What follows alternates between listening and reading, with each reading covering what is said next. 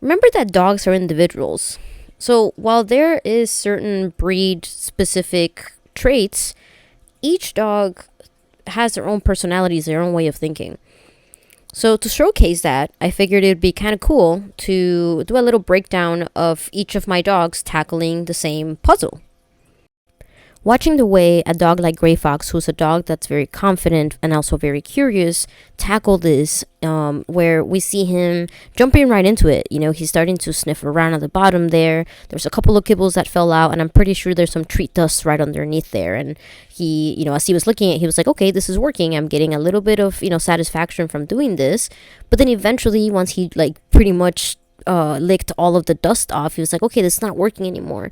So he started kind of sniffing around it, and a little bit of frustration, he ended up pawing it here by accident, which actually made a couple of treats fall out. And then he pawed it again and knocked it over, which I kind of expected. He's a young dog, so I'm like, hey, this is cool, no worries. So we reset. Now his last picture before that reset was him nosing kind of the top area here.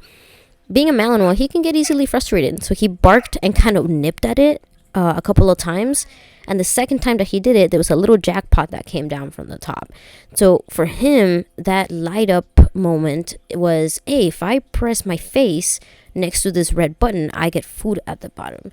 So this is the way that he ended up eating the rest of the meal here, by just using his nose. He tapped it with his foot a couple of times, but it ended up being that his preferred way to get the food was actually by nosing it, which I thought was pretty interesting.